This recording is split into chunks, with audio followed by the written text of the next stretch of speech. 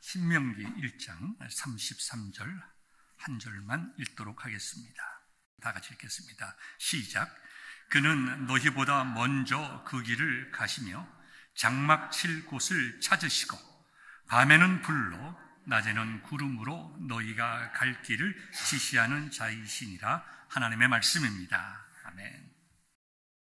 사랑하는 성도 여러분, 여러분의 가정 속에 이 감사의 계절을 맞이하여 기쁨과 감사가 충만하시기를 소망합니다. 일주일을 지나면서 몇몇 가정들과 이야기하는 가운데 참 성도님들이 참 복되고 아름다운 감사의 기간들, 감사절 기간들을 보내고 있구나 하는 생각을 가지면서 마음속에 참 기쁨이 있었습니다. 목회자의 기쁨은 성도들의 기쁨입니다. 성도들이 잘 될 때 저도 마음이 기쁘고, 성도들이 아프면 저도 마음이 아프고, 성도들이 슬프고 어려운 일이 있으면 목사 역시 마음이 슬프고 아픈 법입니다. 성도님들이 잘 되고 기쁜 일이 있으면 정말 제일보다 더 기쁘고 감사한 것이 목사의 마음이 아닌가 하는 생각을 이렇게 가져봅니다.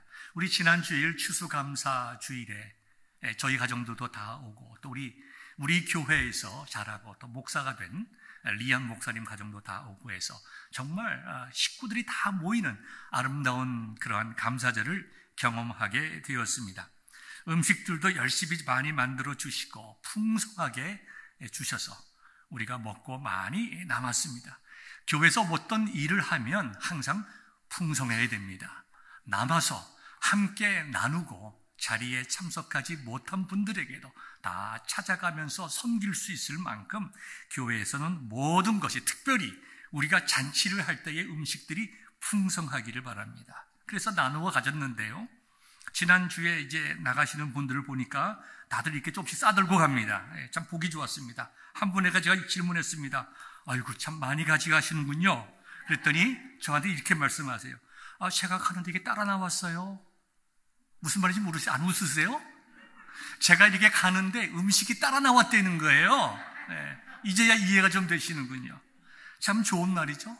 내가 가는데 음식이 따라 나왔다는 거예요. 제가 그것을 딱 들으면서 제 마음속에 그렇구나. 하나님, 그 즉시 그 자리에 제가 이렇게 기도했어요. 하나님, 우리 베들교회의 성도들이 가는 곳곳마다 하나님이 주시는 은혜와 복이 따라다니게 하여 주옵소서. 뭐 이게 아멘 하시는 소리가 왜 이렇게 적습니까? 자, 다시 한번 해보겠습니다. 여러분의 인생이 가는 곳곳마다 복이 왕창 따라다니기를 소망합니다. 네, 아멘. 이렇게 아멘 크게 하셔야 돼요. 아멘 하셔야 그 말씀이 여러분의 심령 속에 박히고 그 말씀이 여러분의 심령 속에서 역사하는 것입니다. 훌륭한 일이죠. 훌륭한 일이죠. 여러분, 어떤 마음으로 아멘 하셨습니까? 돈이 주렁주렁 따라오길 원해서 아멘 하셨습니까? 네, 그렇게 되기를 바랍니다. 우리 교회 교인들 다 물질적으로 고통 안 당하셨으면 좋겠어요.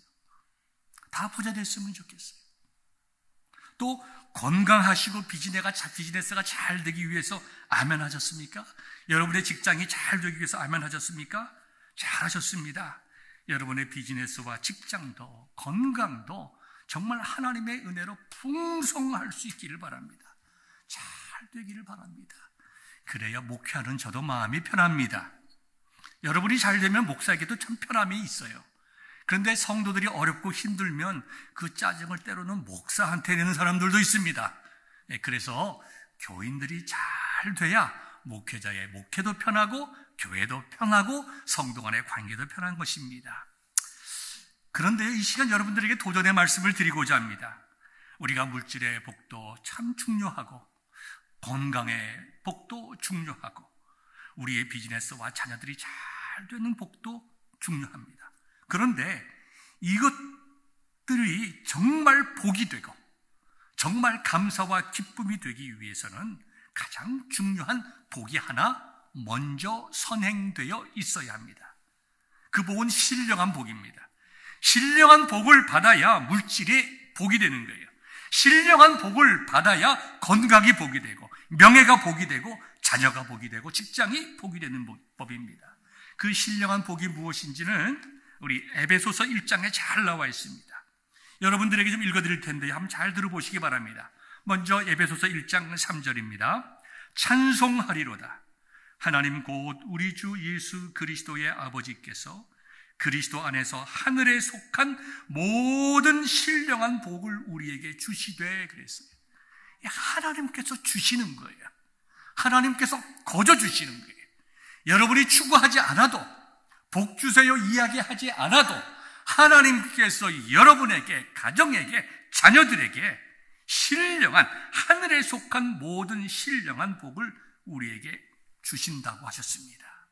우리가 그 복이 무엇인지 깨닫느냐 안 깨닫느냐, 나에게 이미 허락하신 하나님의 놀라우신 은혜와 복이 내 삶을 통해서 나타나고 있는 것을 깨닫느냐 아니냐, 그 차이일 뿐이지 하나님은 분명히 말씀을 통해서 우리에게 하늘의 신령한 복을 주신다고 하셨습니다. 사도 바울은 에베소에 보내는 편지를 통해서 그 신령한 복이 무엇인지 1장 전체를 통해서 우리에게 말씀하시는데요. 짧게 건너가 보면요. 첫째, 하나님께서 우리를 택하셨습니다. 신령한 복의 출발은 하나님의 택하심에 있습니다. 4절의 말씀이죠. 5절에 보니까 우리를 예정하셔서 하나님의 자녀가 되게 하셨습니다. 6절에 보면 그래서 우리를 하나님의 자녀로 만드셨다고 했습니다. 그래서 이 택하시고, 그죠? 택하시고 하나님의 자녀가 되게 하시기 위해서 주 예수 그리스도를 우리에게 보내주시고 십자가의 보혈의 은총으로 우리를 정말 거룩한 사람으로 만들었다고, 거룩한 성도로 만들었다고 7절에 말씀하고 있습니다. 12절에 보면요, 그와 같이 하나님께서 하신 이유, 즉 택하시고 부르시고 자녀 삼으시기 위하여 생명 주신 예수 그리스도의 은혜를 우리에게 값없이 부어주신 이유는 12절, 우리가 그리스도 안에서 전부터 바라던 그의 영광의 찬송이 되게 하려 하십니다. 우리의 삶이 하나님께 영광이 되고 우리의 삶이 하나님께 찬송이 되게 하시기 위해서 우리에게 신령한 은혜와 복을 주신다는 것입니다. 여러분, 얼마나 놀라운 일입니까? 얼마나 감사한 일일까요? 그래서 18절에 보면 이렇게 말씀하고 있어요.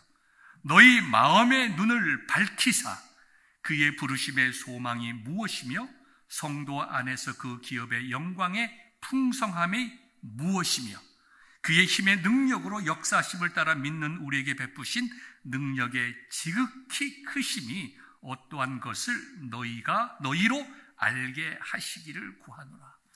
하나님께서 우리에게 신령한 복을 주셨는데 그 신령한 복이 무엇인지 너희가 알라고 사도 바울이 기도하고 있는 거예요. 누구에게? 에베소 교회 성도들에게, 그리고 지금 이 시간 저와 여러분들에게. 신령한 복을 좀 정리를 해보면 이 신령한 복은 우리가 누구인가를 깨닫게 합니다. 그렇죠? 우리의 존재의 목적이 무엇인지 깨닫게 해요. 우리는 하나님의 자녀들이고 우리는 하나님의 영광이 찬송이 되는 그런 인생을 살아가는 성도들이다. 이걸 깨닫는 것이 신령한 복이에요. 이것 자체가 신령한 복입니다. 그리고 신령한 복을 받은 사람으로서 우리에게 주신 사명이 있고 그 사명을 너희들이 깨달으라고 지금 사도 바울은 기도하고 있는 것입니다.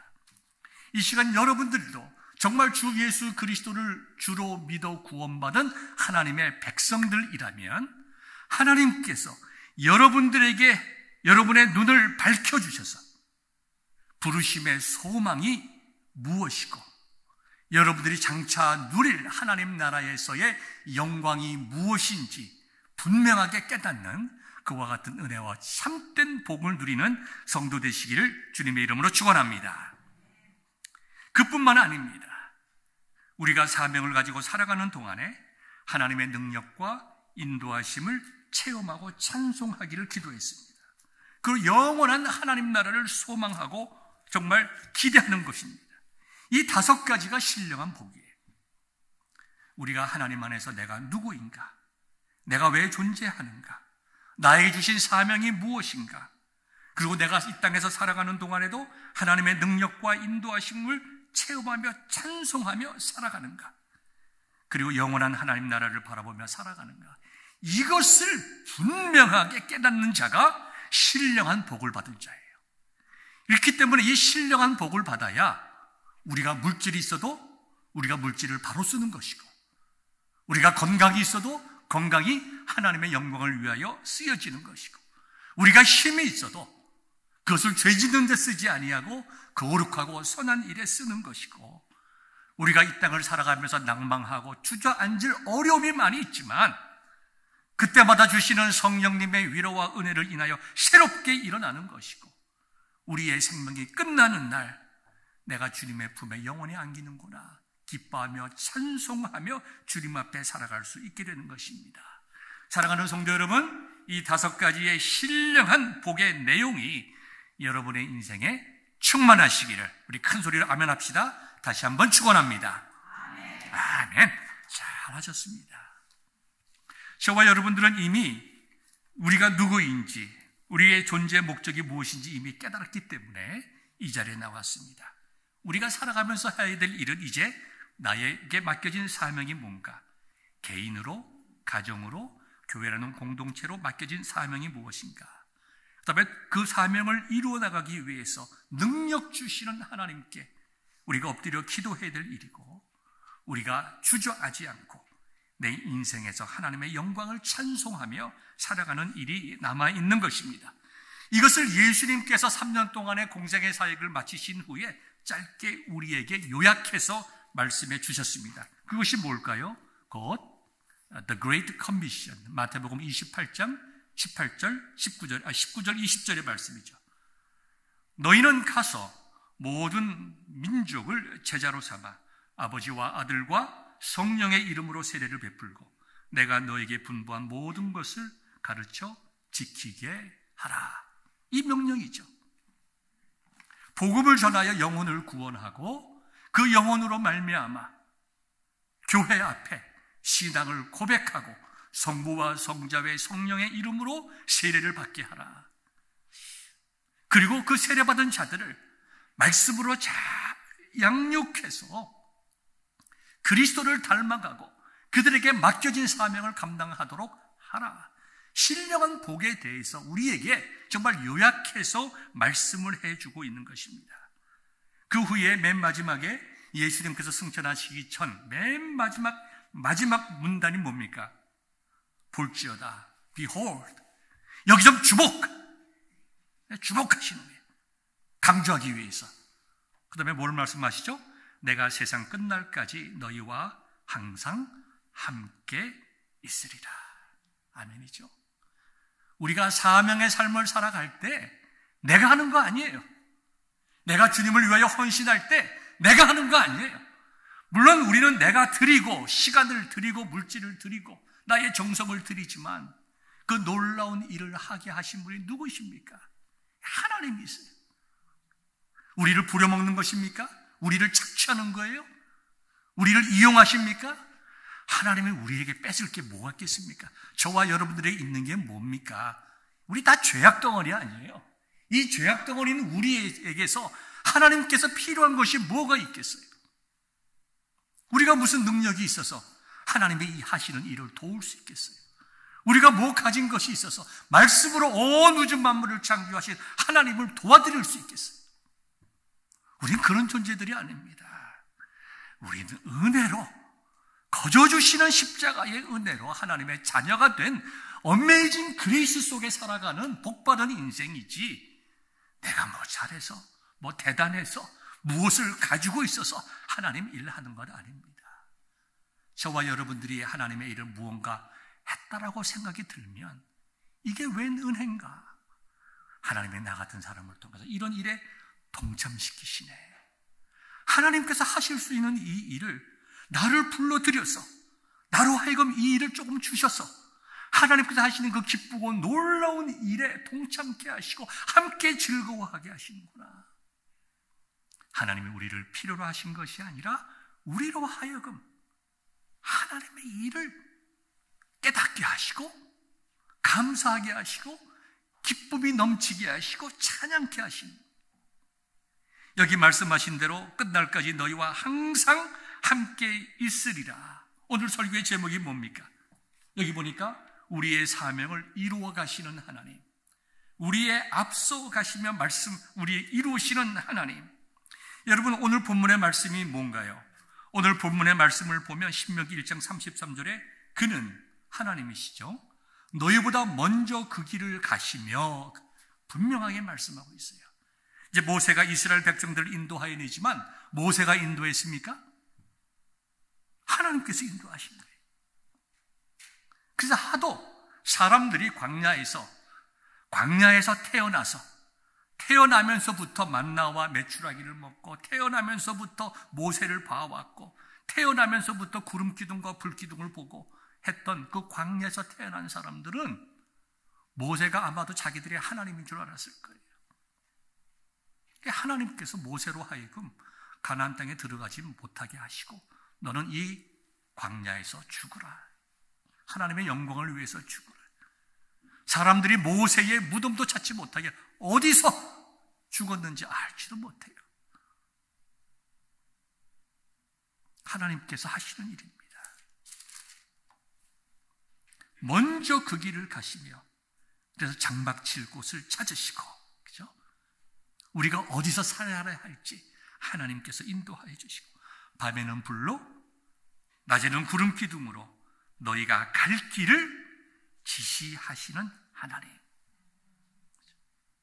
내가 내 인생 아주 힘들게 살아오고 내가 노력해서 살아오고, 여러분 우리가 좀 나이가 들고 인생을 살 만큼 살면 깨닫는 것들이 많이 있는데 그 중에 하나가 뭘까요? 참, 내 인생 뒤돌아보니 정말 죄악밖에 없는데 그럼에도 불구하고 하나님께서 나를 이곳까지 인도하셨다. 우리가 정상적이고 보편적인 성도라면 목사든 장로든 그런 것이 아니라 예수님을 믿는 사람이라면 깨닫고 고백하는 것이 그것 아닙니까?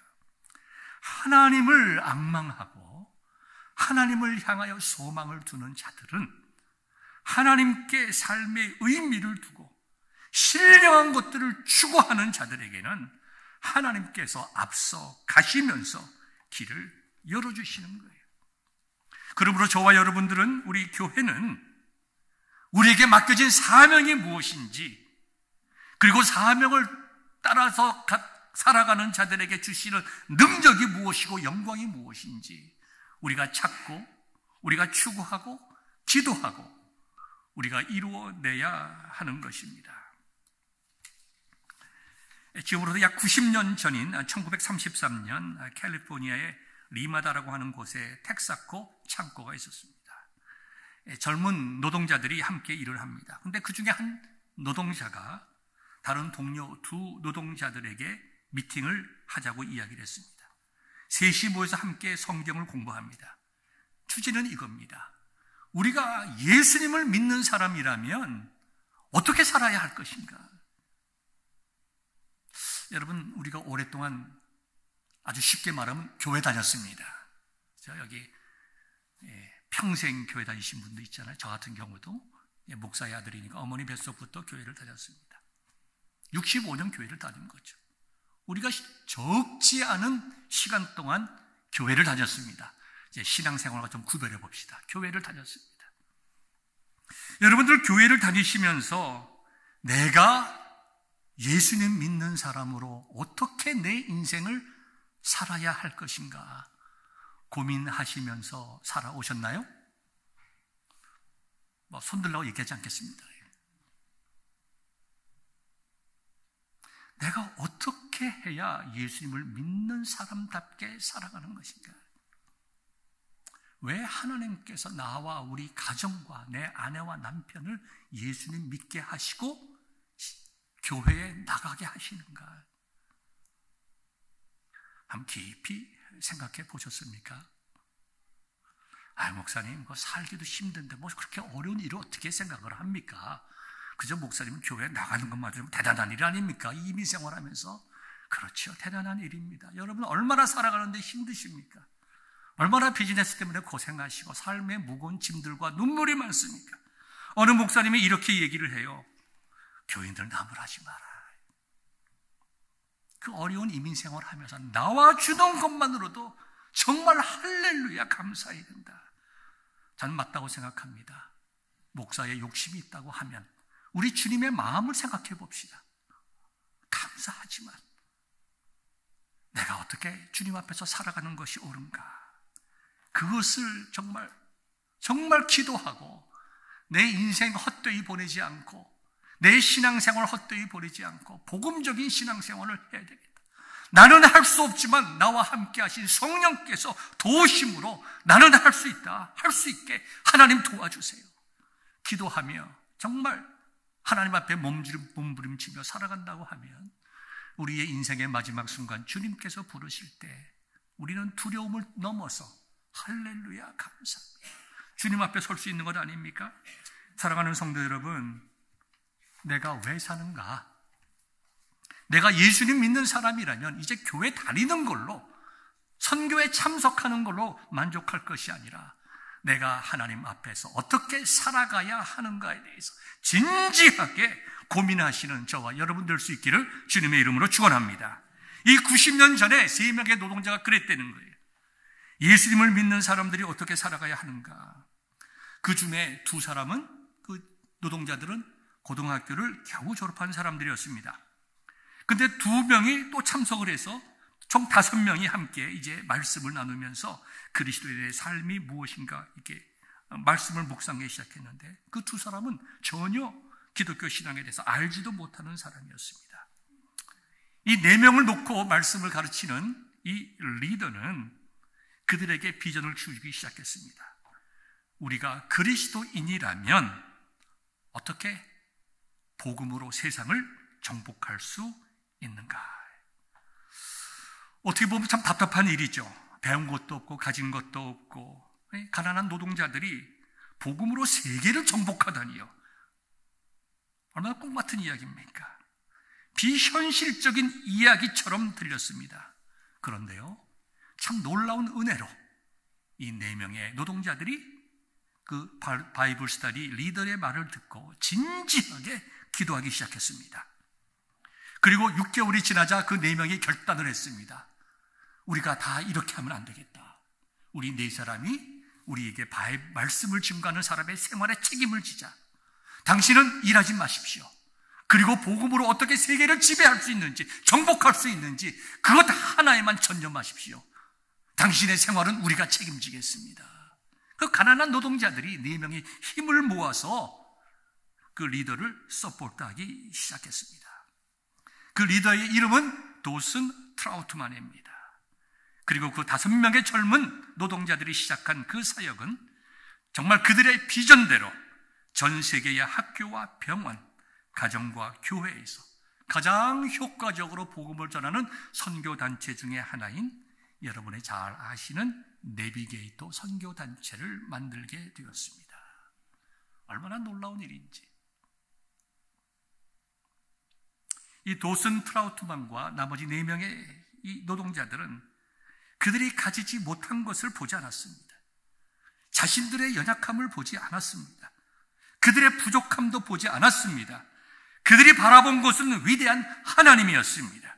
그들이 가진 것은 돈과 지식이 아니라 복음으로 세계를 정복할 수 있다는 주 예수 그리스도의 명령에 관한 꿈이었습니다. 사역을 시작한 뒤에 1년이 되었습니다. 1년을 기념하면서 예배를 드렸을 때에 도슨 트라우트만은 Need of the Hour, 우리말로 번역하면 현재 우리에게 가장 절실히 필요한 것, 이렇게 번역할 수 있겠으면 좋겠습니다. 이 제목으로 설교를 했습니다. 그는 그 설교를 통해서 지금 이 순간 우리에게 가장 필요한 것이 있다면 하나님을 하나님 되게 하는 일이다. 그리고 그 하나님께서는 하나님을 신뢰하는 자들을 통하여 하나님의 일을 이루어 가신다는 것을 믿는 것이다. 참 아름다운 말씀이죠. 우리는 하나님을 우리보다 더 열등한 존재로 생각할 때가 많이 있습니다. 내 생각에 이건 안 돼 하면 하나님도 못 하시는 거예요. 이건 하나님께서 하실 수 조금 도와주시면, 하나님께서 조금 도와주시면 내가 이거 할 수 있겠다. 여러분, 참 우리는 하나님 앞에 정말 회개해야 됩니다. 우리는 하나님을 내가 이해할 수 있는 내 손바닥에 올려놓고 생각하는 그런 존재로 생각합니다. 아니에요.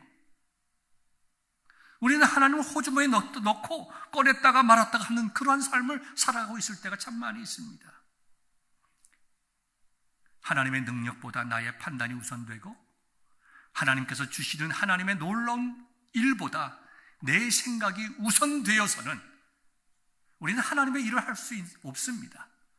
하나님을 하나님 되게 하신다라고 하는 것은 하나님의 뜻이 계시고 하나님께서 계획하시면 우리가 아무리 불가능하게 보여도 놀랍게 하나님께서 이루어 가신다라고 하는 것을 믿고 고백하는 거예요. 그게 하나님을 하나님 되게 하시는 것입니다. 이스라엘 백성들이 뒤에서 애굽 군대가 쫓아옵니다. 앞에서는 홍해바다가 있습니다. 다 난리가 났습니다. 울고 불고 난립니다. 우리 여기서 다 죽었구나. 왜 그랬을까요? 하나님의 하나님 되심을 깨닫지 못했기 때문이죠. 사랑하는 성도 여러분, 정말 우리가 그리스도인이라면 정말 복음을 위하여 내가 어떻게 살아가야 할 것인가에 대해서 몸부림치는 그리스도인이라면 정말 몸부림은 아니다 하더라도 정말 이제라도 내 나이가 이만큼 됐지만 이제부터라도 내가 좀 열심을 내어서 신앙생활을 바르게 해야 되겠다라고 생각하는 분들이 이 시간 있다고 하면 여러분 꼭 기억하십시오. 하나님께서 나에게 맡기신 일이 뭘까? 내가 이만큼 살아오고 이만큼 가지고 이만큼 누리고 이만한 형편 속에 있는 나이가 이제는 하나님 나라와 영광을 위해서 할 수 있는 일이 무엇이 있을까? 하나님 깨닫게 하시고 이루게 하여 주옵소서. 기도할 수 있기를 간절히 소망합니다. 사랑하는 성도 여러분, 우리 개인의 사명과 교회의 사명은 동일합니다.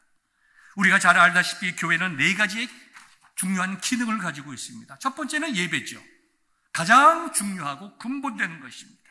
두 번째는 교육입니다. 세 번째는 성도 간의 아름다운 영적인 교제입니다. 그리고 네 번째는 전도와 선교입니다. 내적으로는 성도들이 함께 모여서 예배하고 말씀을 배우고 영적으로 하나가 되어서 그 모든 영적인 힘을 가지고 세상을 향하여 개인적으로는 빛과 소금의 역할을 감당해 나가고 공동체로서는 복음을 증거해서 믿지 않는 자들을 정말 인도하여 내고 어렵고 힘든 곳에 가서 주 예수 그리스도의 이름을 선포하는 선교가 세상을 향한 외적인 기능이라고 할 수가 있습니다. 우리는 예배와 교육과 영적 교제는 참 잘하고 있습니다. 어렵고 힘든 가운데서도 주의를 지키며 말씀을 배우며 성도 간의 사랑을 나누고 있습니다. 또한 우리 교회가 잘하고 있는 것이 선교입니다. 여러분들은 우리 교회가 얼마나 선교를 잘하고 있는지 잘 모르실 거예요. 선교라고 하는 것은 복음을 전할 때에 전도가 복음을 전하는 거죠. 복음을 전하기 위해서 제가 2주 전에 말씀을 드린 것처럼 여러 가지 그것을 전해가는데 필요한 그 인프라스트럭처를 같이 만들어 나가는 거예요. 선교를 즉 복음을 전할 때에 학교도 만들고 병원도 세우고 신학교도 만들고 그래서 직간접적으로 많은 세상의 사람들을 모아서 그들에게 복음을 전하고 말씀으로 양육해 나가는 것이 선교입니다. 저는 또 개인적으로 30년 이상 선교에 관해서 생각을 해보았습니다. 여러 가지 부목소로 있을 때, 담임 목소로 있을 때 선교를 30년간 해보면서 공통적으로 느끼는 것이 무엇인가? 좀 큰 교회가, 규모적으로 큰 교회가 할 수 있는 것이 있고 좀 작은 교회가 할 수 있는 것이 있습니다. 큰 교회가 할 수 있는 일은 병원을 짓는 일입니다. 제가 부교육자로 있었을 때 인도네시아 신땅이라는 곳에 병원을 세웠습니다. 매년 교회가 크니까 한 40-50명의 의사 선생님들이 계시니까 그분들이 계속 가서 거기서 의료 선교를 했습니다. 그렇게 큰 교회에서는 그렇게 큰 프로젝트를 할 수가 있습니다. 그럼 우리 교회에 의사 선생님이 한 분도 안 계십니다. 그렇죠? 우리 의료 선교하기에 좀 힘이 들어요. 직접적인 의료 선교는. 그렇다고 해서 학교를 짓는 것도 우리 교회 재정적으로 참 힘이 듭니다. 우리 교회의 사이즈로서 할 수 있는 일이 무엇이 있을까 선교를 해 나갈 때 생각을 합니다. 가난한 지역, $100가 있다고 하면 $100를 가장 잘 쓸 수 있는, 거리도 가까워서 우리 가기 쉬운 중남미 중에서 할 수 있는 일이 뭐가 있는가? 중남미 중에서 제일 가난한 나라, 니카라과를 선택을 한 거예요. 150불이면 지금 한 200불 정도 되면 목사님 한 분을 풀타임으로 우리가 모실 수가 있습니다. 거기 직장 다니는 젊은 청년들이 풀타임으로 일하면 한 달에 한 170불, 200불 받는 그러한 나라입니다. 그 나라는 여러분이 아시다시피 전쟁을 겪은 나라입니다. 내전으로 공부들을 할 수가 없었어요, 오랫동안. 그래서 나이가 많으신 분들은 글을 못 읽는 분들 많이 있습니다. 중남미의 대부분 나라가 그렇듯이 신학교육 없이 다 목사가 됩니다. 청년들 중에, 교인들 중에 신실한 사람이 있으면 당신 목사하십시오. 그럼 그날부터 그냥 목사예요. 패스터예요.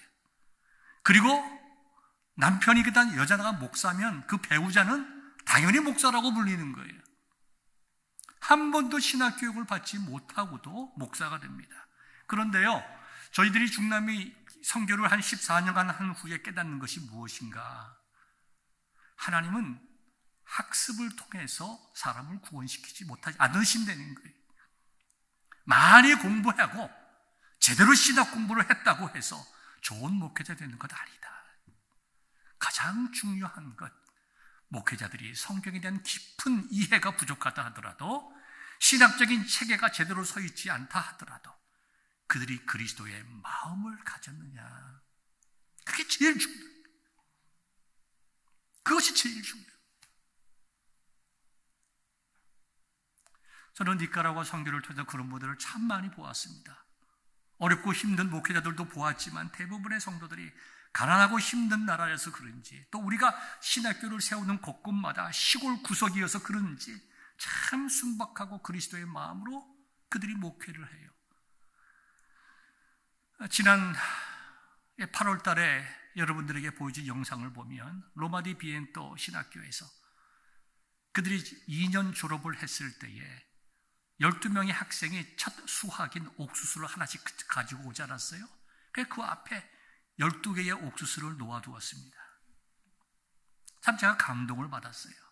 첫 수확한 옥수수, 우리의 삶을 이어가게 하시고 말씀을 배우게 하시는 하나님께 감사해서 한 학생이 하나씩 하나님께 올려드렸어요. 우리의 선교를 통해서 콘셉션 교회를 개척했고요. 콘셉션의 월드비전 신학교를 통해서 약 70명, 6년 동안 70명의 목회자를 양육을 했습니다. 에스텔리라는 곳에서는 30여 명이 시작을 했지만 코로나를 지나면서 12명이 졸업을 했습니다. 지난 8월 달에. 그다음에 로마디 비엔토는 지난 8월 달에 1, 2학년을 졸업하고 이번에 제가 2주 전에 가서 3, 4학년으로 승급을 시켰습니다.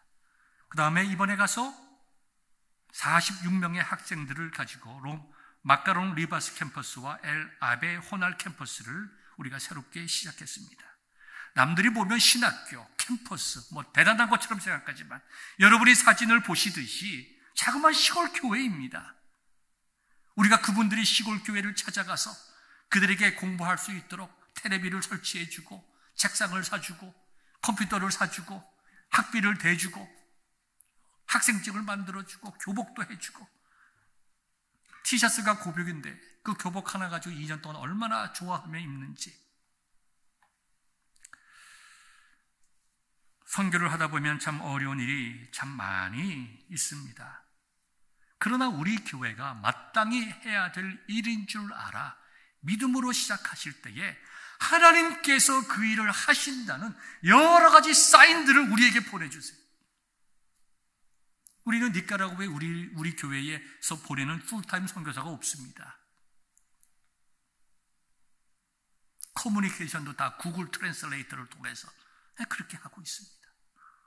그러나 김향자 목사님 좋은 분을 선교사님을 만나서 니카라과의 월드비전 신학교의 학장신 그분과 함께 동역을 합니다. 선교할 때의 어려움이 많이 있고 콘셉션 베들교회에 어려움이 많이 있는데 참 하나님의 하실 일들이 많죠. 하나만 소개하고자 합니다. 저희들이 콘셉션 베들교회를 이제 개척을 하고 그 재산권 때문에 우리가 재단을 만들려고 했습니다. 그래서 우리가 만든 재단이 Grace Mission to Central America입니다. 제가 그 재단을 만들 때쯤 됐다 참 어려움이 많았는데요. 그때 우연히 저희 딸아이의 제 차를 하나 이제 구입을 하게 되었습니다. 그래서 랄리에 있는 렉서스 딜러에 갔습니다. 제가 우리 딸아이 렉서스 사다 줬던 거 아닙니다. 거기 보면 이제 차를 트레이딩하기 위해서 차들이 많이 있습니다.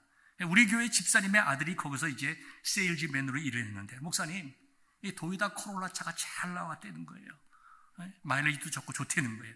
그래서 제가 그 도요타 코롤라 차를 사러 갔는데요. 1,500불인가 11,000불인가 그런데, 이 젊은 청년이 저한테 오질 않아요. 거의 1시간 기다렸어요.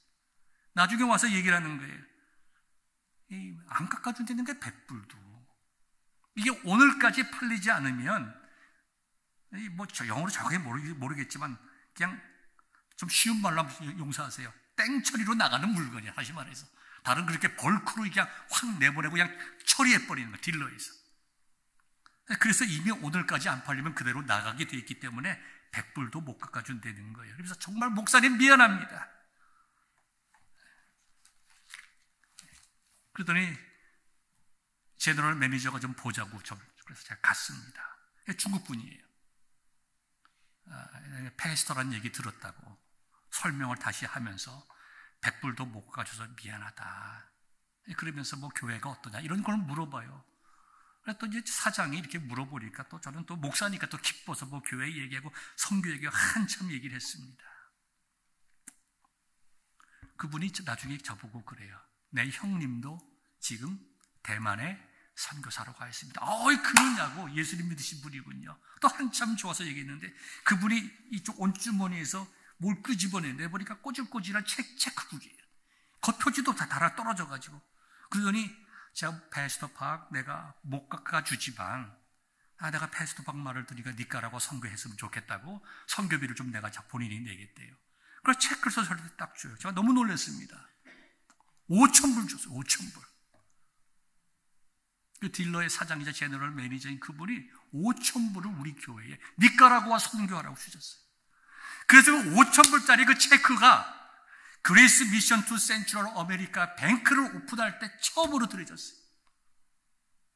이게 돈의 문제입니까?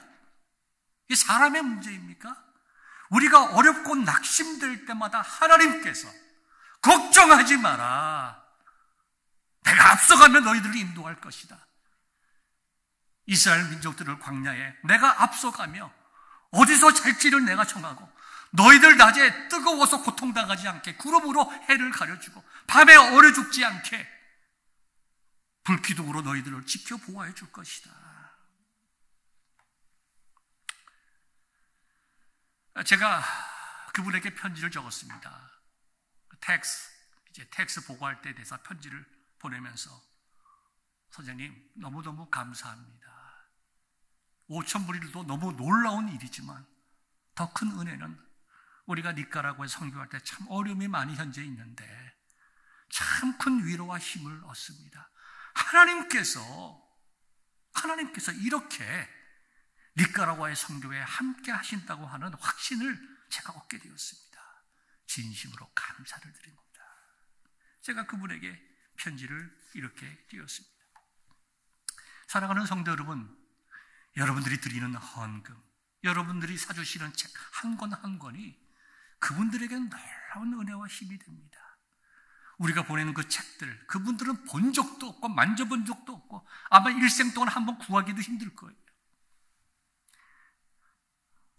젊은 청년이 한 달 일해서 170불, 많이 받으면 200불 받는 그 나라에서 우리가 보내준 신학책 성적 한 권이 딱 한 군데에 있는데 니까라과 전체에 기독교 서점에 만지지도 못하게 비닐로 씌워놓고 80불 받더라고요. 그거 어떻게 사겠어요? 자기 월급의 반 되는 책 한 권을 어떻게 사겠냔 말이죠. 근데 여러분들이 제가 40권 필요합니다. 여러분들이 100권 헌금해 주셨어요. 80권 필요합니다면 200권 헌금을 200불 사주셨어요. 여러분들의 섬김을 통하여 하나님의 역사가 일어나는 거예요. 내가 정말 우리 교회가 내가 개인이든지 교회든지 복음을 위하여 내가 드리는 마음이 있을 때에 하나님께서 어려움을 극복하게 하시고 계속 이어서 목사들을 양육하게 하시는 것입니다. 시간이 좀 지났습니다. 우리가 슬라이드와 보겠는 슬라이드 영상이라도 보겠는데요. 이번에 제가 방문을 해서 두 군데 신학교를 개교를 하고 한 신학교를 이제 승급해서 3학년으로 진급을 시키고 또 우리가 섬겼던 섬기고 있는 콘셉션 지역을 방문을 했습니다. 이번에 이제 장마가 지났지만 굉장히 길들이 이게 험했습니다. 우리가 늘 가는 로마디 비엔토 가는 길인데 길을 잘못 들어서 처음으로 운전하시는 현지 분이 이 길을 잘못 인도해서 거의 한 3시간 이상을 이 진흙탕에서 헤맸습니다. GPS를 향해서 따라가니까 바닷가가 나오더라고요. 그래서 우리가 차를 빼지 못해서 이분들이 다 이렇게 다음 사진 보겠습니다. 이렇게 돌들을 갖다가 이게 차 밑에 넣고 그래서 한 시간 이상을 차를 못 빼다가 겨우겨우 차를 뺐습니다. 4x4인데도 차가 빠져나가지 못해서 힘들었습니다. 다음 번 보겠습니다. 우리가 오지를 못하니까 예상보다 지금 3시간 늦으니까 로마디 비엔토에 있는 학생들이 다 우리를 찾으러 나온 거예요. 그래서 우리를 발견한 이 오토바이를 타고 비를 맞으면서 우리를 발견했는데 다음 사진. 첫 사진 얘기가 뭐냐 하면 안전해서 너무너무 하나님께 감사하다. 참 내 마음속에 은혜가 됐어요. 이분이 로마디 비엔토의 학생회장인데 안전해서 하나님께 너무 감사하다는 거예요. 참 그것을 보면서 우리는 언어와 문화가 다르지만 그리스도 안에서 하나라는 그런 확신이 들고 동역의 기쁨을 제가 느꼈습니다. 계속 보겠습니다. 얼마나 길이 힘들었는가 한번 보십시오. 우리 같이 가셨던 감경진 집사님께서 이제 운전하고 나가시는데 길들이 이랬습니다. 앞에 이제 오토바이가 저희를 이제 길을 인도하고 겨우겨우 이제 뒤따라 나가는 거죠. 우리가 이게 힘들었다는 것을 보여드리는 게 아니고 이런 길들을 신학생이 걸어서 1시간 반, 어떤 사람은 2시간 걸어서 신학교에 공부하러 온다는 것입니다. 다 오토바이가 있는 것이 아니에요. 걸어다니는 학생들이 많이 있습니다. 이렇게 이게 걸어 나와서 다 젖은 옷을 다 벗고 3, 4학년 오신 노란 옷을 이제 갈아입고 하나님 앞에 감사의 예배와 이제 진급을 하는 것이 넘어갑니다. 끝난 후에 여러분들이 다 이렇게 헌금해 주신 이 책들을 이 조직신학 거기서 한 권에 80불짜리들입니다. 다 나누고 12명의 학생들이 이제 3, 4학년을 진행하게 됩니다. 이 중에 2분이 못하겠다고 그래요. 목사님 우리 못합니다. 그래서 제가 개인적으로 만나서 통역을 이제 붙여서 제가 물어봤습니다. 왜 못하십니까? 12명이 좀 다 같이 공부합시다. 너무 어렵다는 거예요.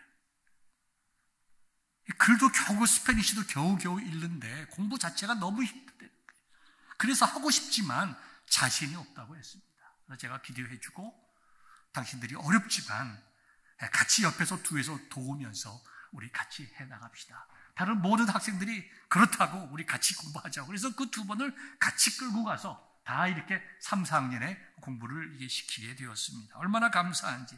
12명의 학생들이 여러분의 선교 헌금의 지원을 받아서 로마디 비엔토 캠퍼스에서 공부를 하고 있습니다. 넘어갑니다.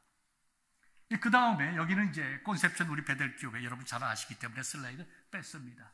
거기서 이제 일하시는 우리 콘셉션 베델교회를 통해서 거기서 그 장소를 이용해서 이제 사역하시는 리더들을 만났습니다. 콘셉션 베델교회가 목사님이 여기 이제 계시고, 그 다음에 여러분이 잘 아시는 훌리오 목사님, 목회자 협의회 회장이죠. 그 다음에 청소년 선교를 위한 인루타, 그 다음에 청년들을 위한 선교인 메타몰포시스, 평신도 지도자를 훈련시키는 빌립보 사역, 이 5가지 일들이 콘셉션 베델교회 안에서 그 장소를 통해서 이루어지는 거예요.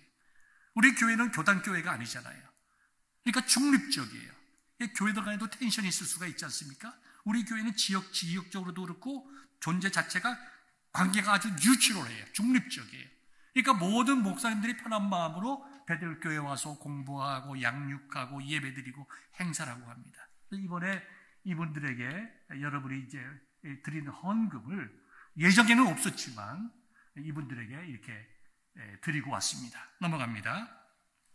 그 다음에는 이제 신학교 이제 두 번째 제가 갔던 곳이 마카론 리바스 캠퍼스. 우리 지난번 8월 달에 여러분들이 많이 소개했습니다. 황 목사님 여기 가셨죠. 이분들에게 이제 22명의 학생들, 비가 와서 강을 건너지 못해서 다 오지 못했는데 이분들이 이제 입학식을 하고 이제 신학 공부를 앞으로 4년간 공부하게 됩니다. 우리가 이분들에게 공부할 수 있도록 테이블도 사드리고 의자도 사드리고 텔레비도 설치해드리고 컴퓨터도 사드리고 하는데 이런 식으로 우리가 이분들을 섬겨나가고 특별히 이분들 한 사람당 10불씩 내고 나머지 모든 경비는 우리 베들교회에서 지원을 해서 4년간 공부하게 됩니다. 넘어갑니다. 그 다음에 갔던 곳이 이제 엘 아베 호달이라고 하는 곳입니다. 이제 장마가 다 끝나서 지금 이제 말이 이제 복구하고 있는 장면인데요. 제가 보면서 4x4가 왜 필요한가?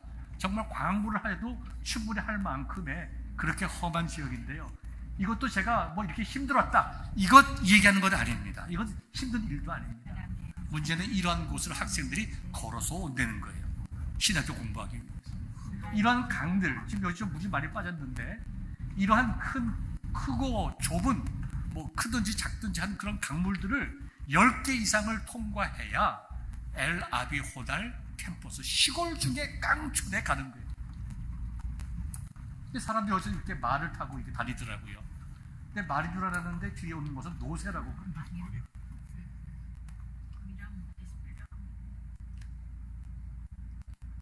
그 텔레비에서 4x4 선전하는 것 같죠? 근데 다 다른 이제 강들을 이렇게 10개를 이상을 건너가야 이제 그 캠퍼스에 도착하는 거죠. 그래서 한 학생에게 우리 물어봤습니다. 좀 태워주면서. 집에서, 교회에서 여기까지 오는데 얼마나 시간이 걸리냐. 거의 3시간이 걸립니다. 거의 얼마나 시골인지. 여기 있는 사람은 뭐하고 사냐 했더니 농사 짓고 양봉, 그 꿀을 하며 살아간다고 얘기합니다. 이런 길들을 저희도 이제 다 건너가서 엘 아비 호달에 도착해서 저희들이 엘 아비 호달 캠퍼스를 개척을 하게 된 것입니다. 다음 슬라이드 보겠습니다.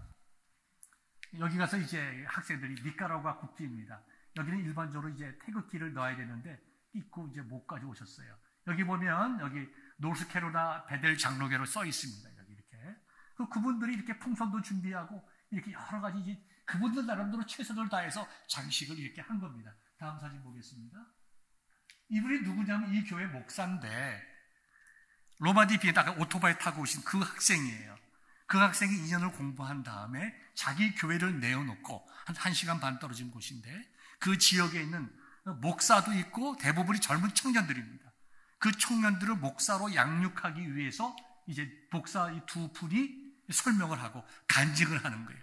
내가 월드비전 신학교 2년 동안 내가 이렇게 배웠고 내가 그 교육을 통해서 내가 이렇게 내 목회가 바뀌었다. 그것을 간증하면서 여러분들도 4년 동안 잘 공부하라고 지금 권면하고 있는 것입니다. 넘어갑니다. 이렇게 이제 다 젊은 사람들이 12명의 이제 신학생들이 우리 이쪽에 이제 두 권의 다른 책들을 이렇게 드렸습니다. 12명의 학생들이 함께 우리가 이제 신학교를 개척을 하게 된 것입니다. 사랑하는 성도 여러분, 시간이 좀 지났습니다. 그렇지만 우리가 분명히 깨달아야 할 것, 하나님께서 우리에게 맡기신 사명이 무엇인가? 도슨 트라우트만처럼 우리가 가진 것 보지 아니하고 하나님께서 맡기신 것이 무엇인가?